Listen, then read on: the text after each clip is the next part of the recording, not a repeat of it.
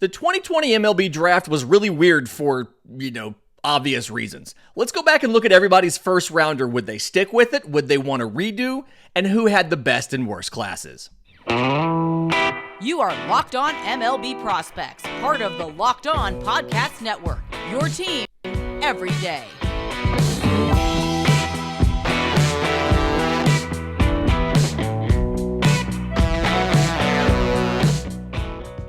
Yes, welcome on in to Locked On MLB Prospects, your home for all things minor league baseball. I'm your host, Lindsay Crosby, award-winning baseball writer and podcaster. Thank you for making this your first listen every single day. We're probably part of the Locked On Podcast Network, where it's your team every day. And I want this to be your show. If you have questions for Monday's mailbag, show ideas like today, tons of ways to get them to us. I'm on Twitter at Crosby Baseball. Show's on Twitter at Locked On Farm. We have an Instagram. We have a Discord. We have subtext. We have email. It's all in the episode description. It's all in the show notes.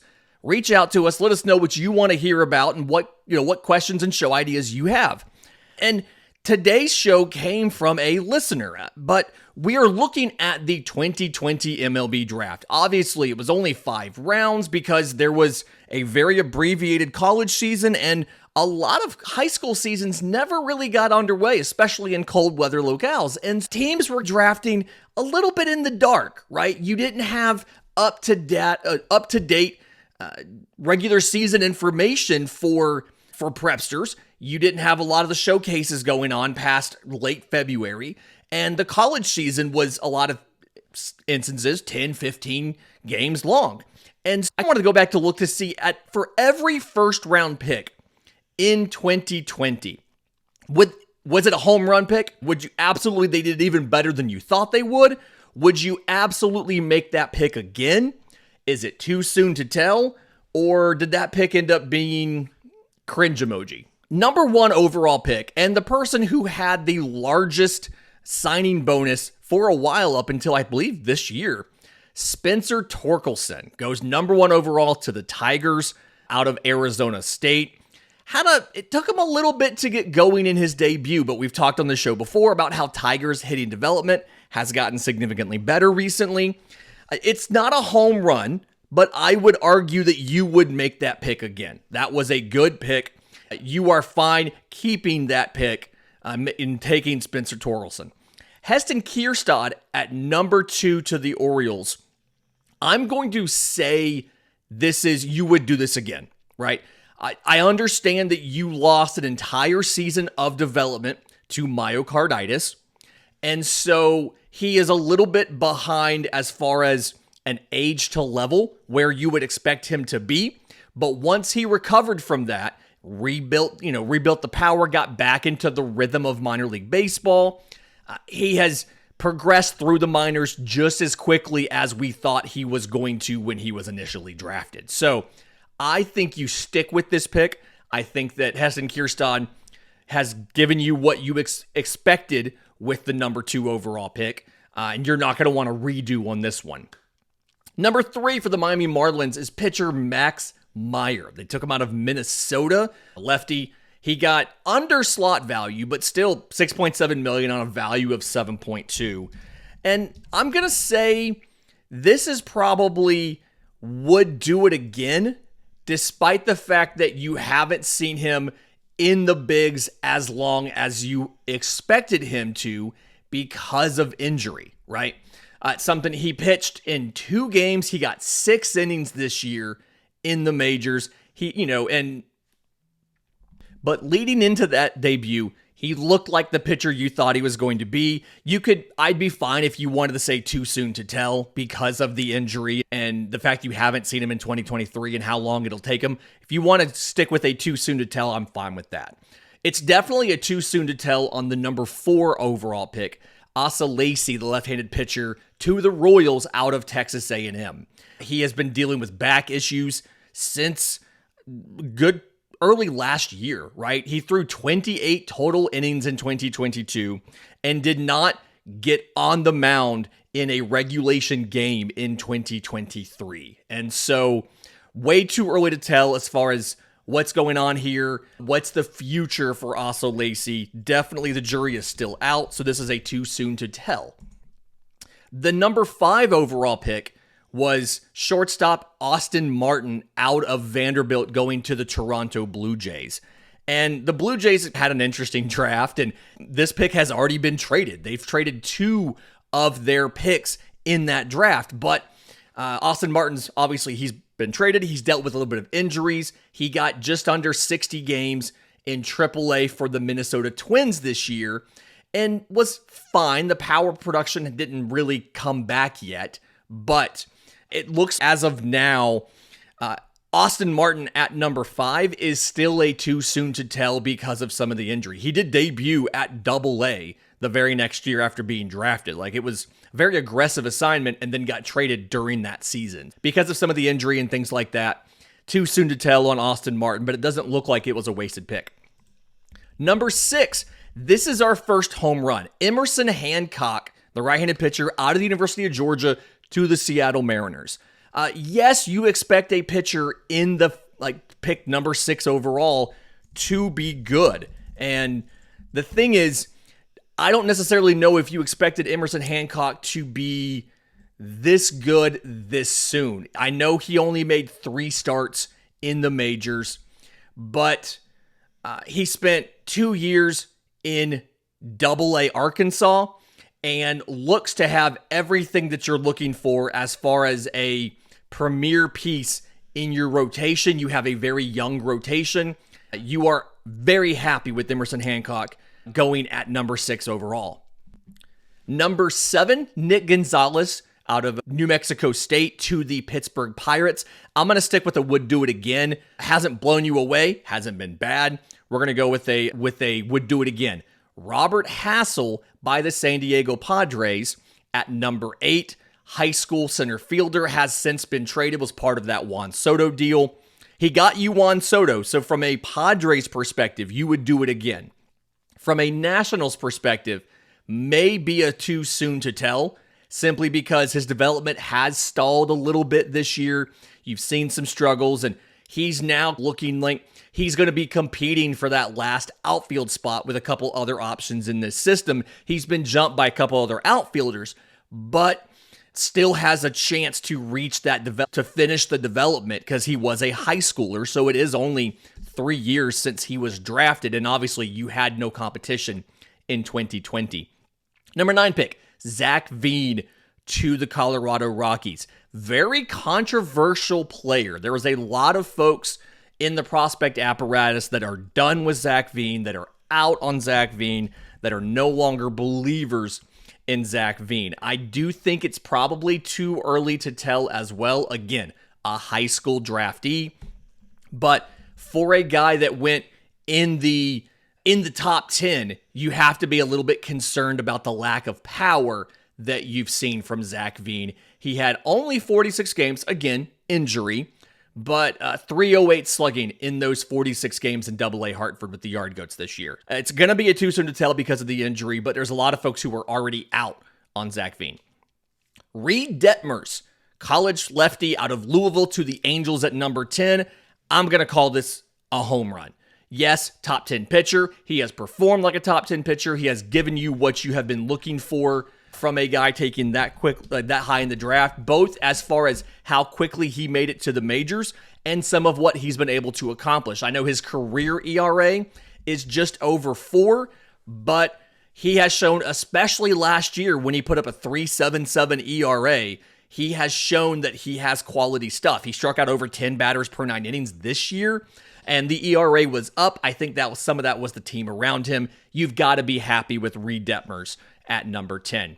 Garrett Crochet at number 11 to the White Sox, the first player from this class to reach the majors. He's also dealt with Tommy John.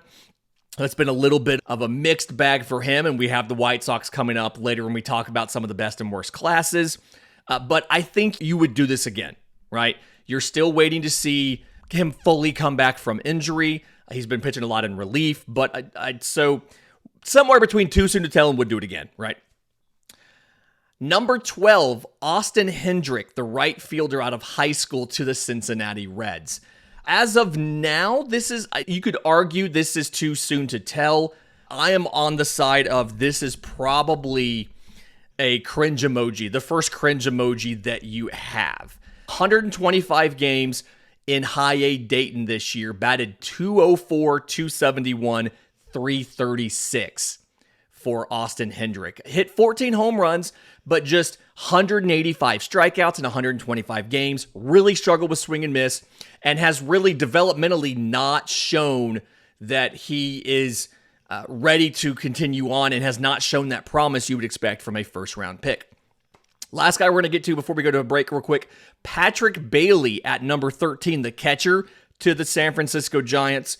Offensively, this is a would do it again. You're still developing the offense. From a defensive perspective, this is a home run. We talked about this earlier in the week. He was one of the best defensive catchers in all of baseball this year, not just among rookies, all of baseball, period. And so Patrick Bailey cannot be considered anything but a home run from a defensive perspective, and at least they would do it again from an offensive perspective, because he was really hot when he first came up, and now it's just a matter of adjusting.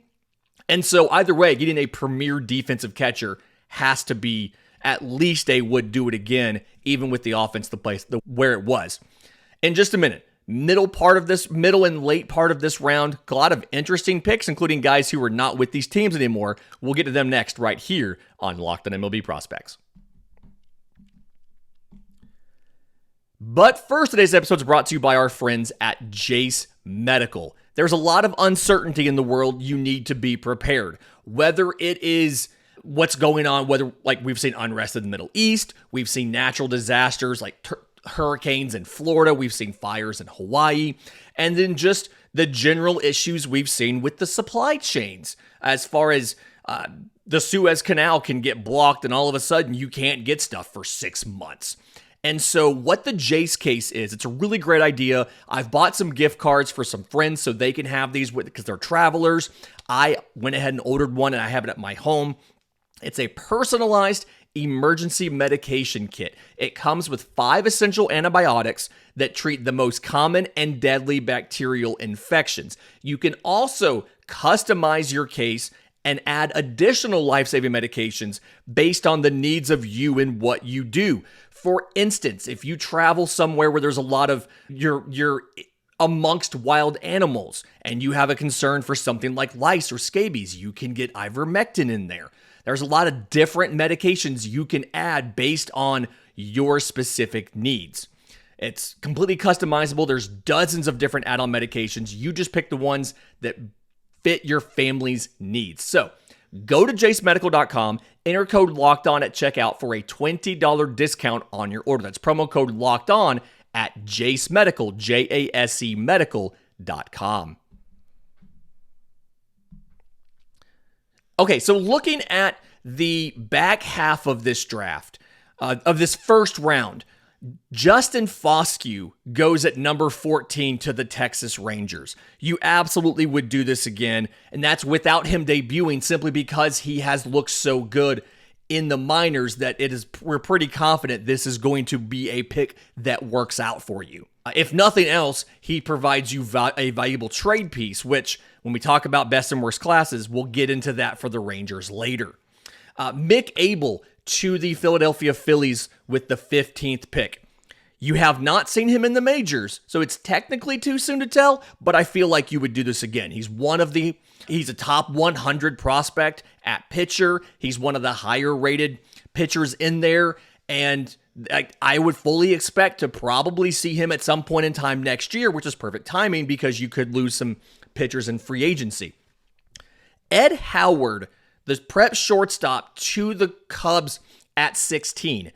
Controversial take. I'm going to say it's too soon to tell.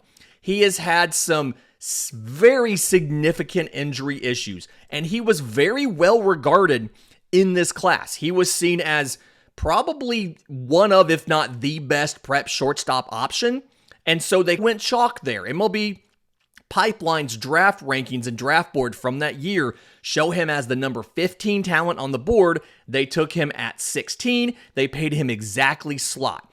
But he had a severe hip injury in 2022 that required surgery. He got 23 total games in high A. When he came back this year, he didn't come back until June, and they were very slow to ease him back into competition. He would play 2 games in a week, very slow to ease him in High A South Bend. And so it is too early to tell for Ed Howard, because after getting 80 games in Single A in Myrtle Beach in 2021, he got a combined 68 games in 22 and 23 because of that devastating hip injury. So too soon to tell. Number 17 pick, Nick York, prep second baseman, what he was listed as, to the Boston Red Sox. I'm going to go with too soon to tell. Again, another prep player who has not quite finished. He's not Rule 5 eligible yet.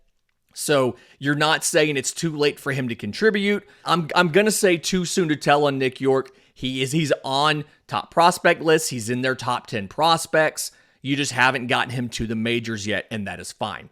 Bryce Jarvis, the lefty pitcher out of Duke, to the Diamondbacks at pick number 18. I'm going to say you would do it again. I believe he debuted this year. Didn't look awful. Took a little bit longer than you expected, but he's there. Because of that, it's going to be a would do it again. Pete Crow Armstrong, the outfielder, number 19 overall, to the New York Mets. If they could do anything over again, it would be not making that trade for Javi Baez and giving up Pete Crow Armstrong, because again, he is the best defensive outfielder in the minors. He made it to the majors at the very end of the season, and yeah, he struggled a little bit at the plate, but he has a ton of tools, very good player. They would absolutely, you make that pick again, and then you try to not trade him if at all possible. Yes, that's somewhere between would do it again and home run. I'm hesitating on home run simply because we want to see the offense at the major league level before we can call it a home run. Garrett Mitchell at number 20 to the Milwaukee Brewers. You got him up the end of last year, and he was injured, missed most of this season with a shoulder injury. You absolutely would do this again. The defense is real. He has not hit for the power that he hit in college, so we're trying to figure out what's going on there. Is it the transition from metal bat to wood bat? What is it? But still, he's been a very valuable piece. He may get moved this offseason because they've got so many outfielders. We may have had that show maybe 2 weeks ago. Jordan Walker at 21 to the Cardinals. This is a home run. Prep draftee in 2020, and he spent almost the entire year up at the major league level and looks like he's going to be a very good player. This is a home run, slam dunk, very easy. Let's say it. Let's move on. Cade Cavalli at 22 to the Washington Nationals. Dealt with some injury. You had him come up this year. He got a little bit of time. We're going to go with would do it again, despite the fact we're not going to see him for a while because of the injury. Carson Tucker, prep shortstop at 23 to the Guardians. I'm going to say too soon to tell, but there are a lot of people who are leaning onto the edge of cringe emoji with this pick. Same thing with Nick Bitsko, the pitcher for the Tampa Bay Rays at 24. A lot of folks have not seen what they wanted to see from Nick Bitsko, and so the question now is, when are you going to see that? Is he going to be a piece of the Major League roster? Is he not? Obviously, Tommy John doesn't necessarily help with that, so it's going to be a while. Technically too soon to tell. Jared Schuster to the Braves at 25. They're going to do this again. They got a Major League starter out of him. This is the end of Atlanta saying, yeah, we're going to go out and get Wake Forest pitchers. They learned a lesson there. You can refer back to our draft talk when I talked about some of the Wake Forest guys and how they come out pretty much finished products already. So Atlanta would probably do this again, but if they could redo the first round, they'd take Spencer Strider in the first round and not the fourth. Tyler Soderstrom to the A's at 26. Prep guy, made it up this year. This is would do it again very easily. Aaron Sabato at first base to the Twins, pick number 27. I'm pretty sure you would do that again. You haven't gotten the major league impact from him that you expected, but you would make that pick again. I could take an argument for too soon to tell. Austin Wells to the Yankees at 28 out of Arizona. You got him up to the majors this year. This is probably a would do it again, although I would also be convinced on a too soon to tell. Bobby Miller at 29 to the Dodgers out of University of Louisville. I know it didn't go well, but he started a game for you in the postseason. This is a home run. This is a guy you got to the majors rather quickly. He was a key part of your rotation all year, and again, started a playoff game for you. This is a home run.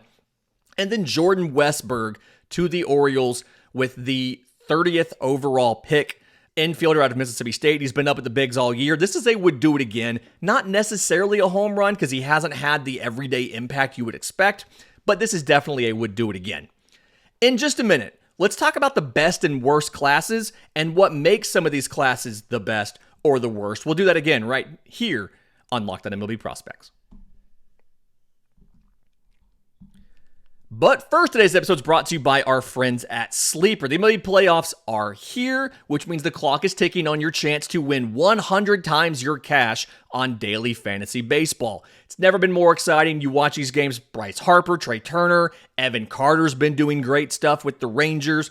You watch the Astros, Yordan is Yordan. It's ridiculous. You pick these stars. You pick more or less on stats for these guys. Home runs, hits, strikeouts, things like that. You can get up to a 100 times payout on Sleeper. Get your picks right, and you could win big. So, use promo code Locked On. You'll get up to a $100 match on your first deposit. Now, terms and conditions apply. See Sleeper's terms of use for details. But Sleeper is currently operational in over 30 states, so check out Sleeper today. Okay, so looking at some of the best and worst classes of this draft, we have to talk about what the St. Louis Cardinals did. And there's a caveat in this. I'll get to that in a second. But the first 4 picks for the St. Louis Cardinals, Jordan Walker in the majors all year. Shortstop Mason Wynn in the majors by the end of the year. Competitive balance B, Tank Hintz, one of their top pitching prospect, is expected to be up probably sometime next year, and he was a high school draftee. All 3 of those guys were high school draftees. And then Alec Burleson was their 4th pick. He's been up for a year and a half at least. And defensively isn't great, but can fill in at a bunch of different positions and has hit. Now, the caveat here is they had extra picks that year. They had 2 extra picks. So Walker was a first rounder. Wynn was a second rounder. Hintz was a competitive balance round B. And Burleson was a compensatory pick after the second round. Their later picks haven't done as much. Levi Prater in the 3rd.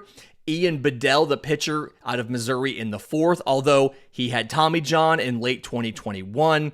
And so had a good year this year in high A. Started 19 games, threw 96 innings with a 2.44 ERA and 106 strikeouts. He looks like he might still pan out. He's just behind the development curve because of Tommy John. And if that works out, that's 5 major leaguers from 1 draft. That's good in a 20-round draft, never mind in a 5-round draft. So you feel good about that.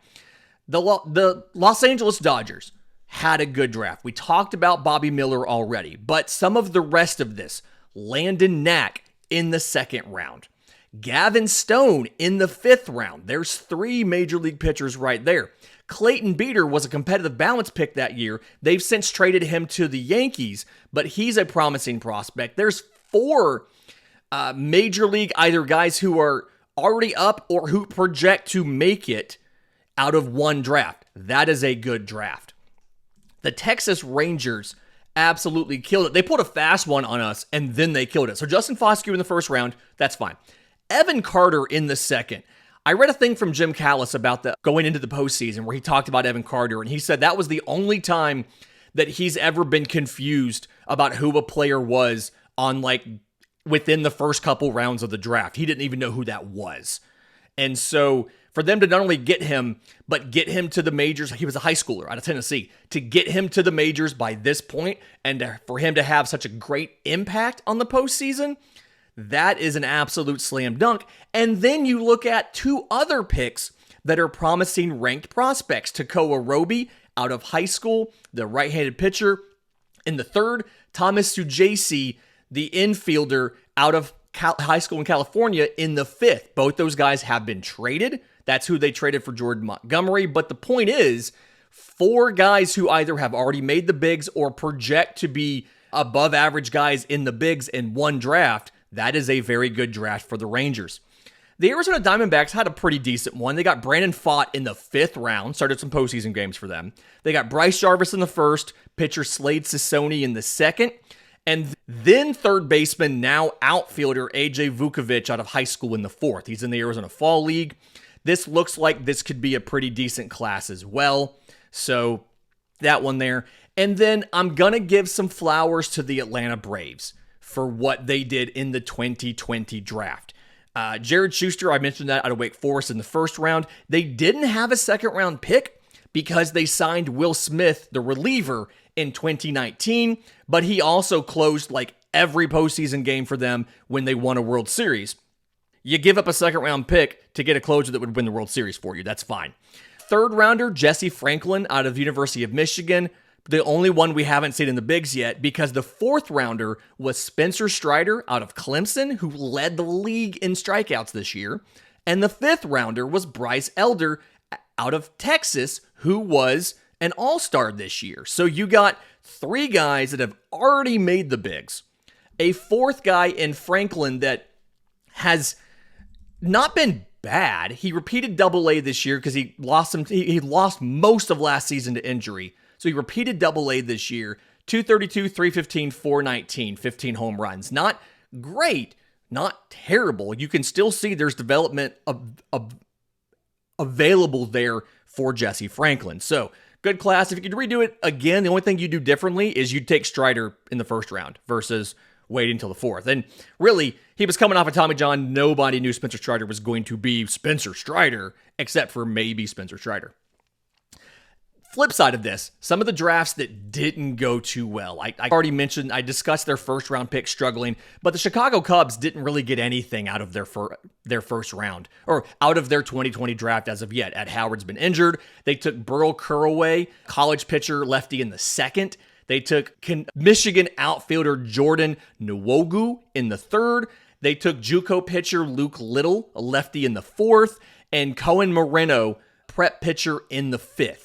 Haven't seen any of these guys in the bigs. Obviously, Ed Howard's rarely played. Luke Little projects like he may still be a guy that makes it to the major leagues, but as of right now, very underwhelming class for the Cubs. There obviously was something in the water in Chicago because the White Sox class was also not that great. Garrett Crochet, we mentioned him. He made the bigs really quickly, dealt with some injuries. Jared Kelly, prep pitcher out of high school in Texas, in the 2nd. Addison Coffey, JUCO pitcher, in the 3rd. Cade McCalls, a college pitcher, in the 4th. And then Bailey Horn, a lefty out of Auburn, in the 5th. Horn is still a guy that looks promising. The other 3 guys are all still in the minor leagues, but they haven't really gotten anything out of this class other than Crochet, and a lot of what Crochet's done has been relieving. Not necessarily a great class for you there. Speaking of teams and cities that start with C that didn't have great draft classes, the Cincinnati Reds had 6 picks because they had a competitive balance B pick. They took outfielder Austin Hendrick in the 1st, who, out of high school, he just spent the entire season in high A. Again, 204, 271, 336. We talked about it a little bit earlier. Not necessarily where you'd expect a 22-year-old outfielder to be. So a little bit of questions about the quality of that there. Christian Roa, pitcher out of Texas A&M, in the 2nd. You took 2 other college pitchers, a Texas Tech guy, a Notre Dame guy. You took a prep catcher with your competitive balance pick, and you took a high school outfielder with your 4th round pick. Haven't gotten really any major league contributions from any of these guys. You still have some time because it was a prep heavy draft, but still, gotta figure this out. Houston Astros had 4 picks. We haven't seen any of them in the majors yet. They had one prepster in the 1st and the 2nd compensatory. They had no 1st round pick. But 2nd compensatory round, Alex Santos, we haven't heard from that pitcher yet. And then 3 college guys, pitcher Tyler Brown out of Vanderbilt, center fielder Zach Daniels out of Tennessee, and shortstop Shea Whitcomb out of UC San Diego. That didn't necessarily look like that paid off so much. And then Tampa Bay struggled. Again, Nick Bitsko's been injured, but outside of that, Ian Seymour out of Virginia Tech, Alika Williams out of Arizona State, Hunter Barnhart out of high school. Tanner Murray's my favorite pick out of all of these. The 4th rounder out of UC Davis. He's been a very useful infielder, has jumped around a bunch of different positions, and I expect him to be able to be a utility guy at the major league level. I just don't know if it's going to be with Tampa Bay because they have so many utility guys already.